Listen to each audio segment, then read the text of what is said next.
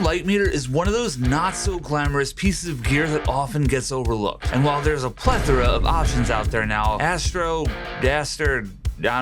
know how to say the name. The AstrHori XH2 is one to consider.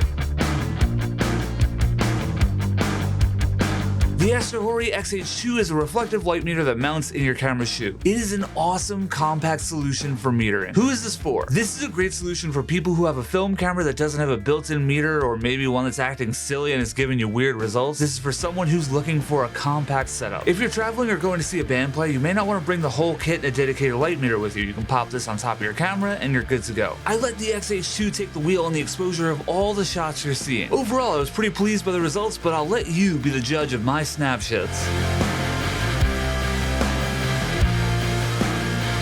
I get very similar results from the light meter app on my phone and the XH2, so why would I go for a dedicated light meter unit like this? When I'm shooting film, really the last thing I want to be doing is messing around with my phone. Plus, on a more practical note, if something is happening in the moment and you just need to take the shot, you don't need to fumble for your phone and launch an app. In this scenario, your metering is a button press away. Before we get into the pros and cons, a quick note: AstrHori did send me this light meter to test out for the video, but I'm in no way affiliated with them. They aren't seeing this video. These are just my thoughts from using the light meter for about a month. In terms of the pros, this thing is small. Here's a Sharpie and my Raycons, not sponsored, for scale. The build quality is honestly kind of unbelievable. You will be surprised at how girthy this little unit is. That's what she said.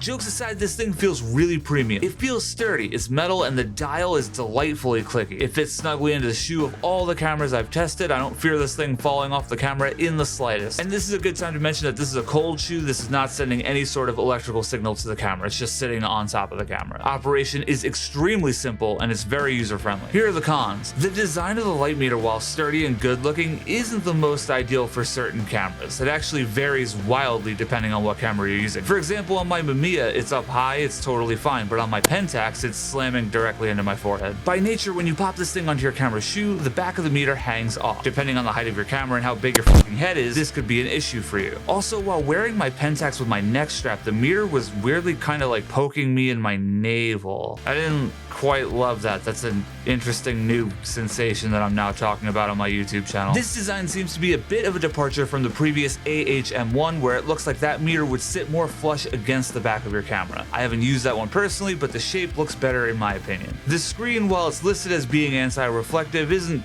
the easiest thing to see in bright sunlight. In most conditions it was fine, but on a particularly sunny day, I had to shade the thing with my hand, which did the trick. It's a simple problem and a simple solution, but I thought it was worth mentioning. While this does come with an instruction manual, I'm sure many of you are like me and will completely skip the RTFM protocol. So this is for you. Hit the button on the back to turn the light meter on. To set your ISO, you're going to double click that same button, but hold it a little bit longer on that second click until it selects the ISO. Then you can use the dial to set your ISO, anything from ISO 5 to 6400. Finally, a single tap will confirm your ISO choice. Double clicking the button without the longer press will toggle between aperture and shutter priority modes noted by the A or the T on the bottom of the screen. Then you can use the dial to change the respective aperture or shutter values depending on the mode you've selected. And for the record, the aperture goes from f1 to f32, and the shutter speed ranges from 30 seconds to 1/8000. Finally, a single click will lock the meter, which is really important because you're going to want to see what the meter is thinking for whatever you're shooting, but when you move the camera to read what the meter actually says, it's going to continue metering. So it might end up reading the sky or whatever you're pointing your camera at while you're trying to read what the screen says. A single long press will toggle the meter between a continuous reading mode or a not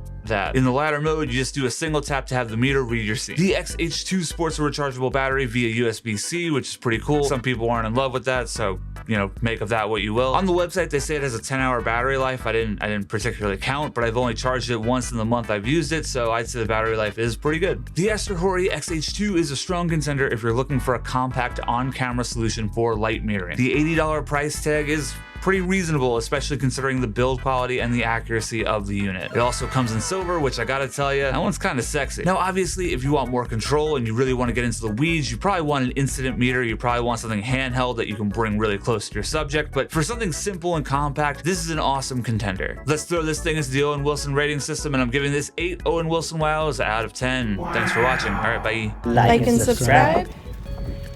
Sweet Loop Photography. Domain.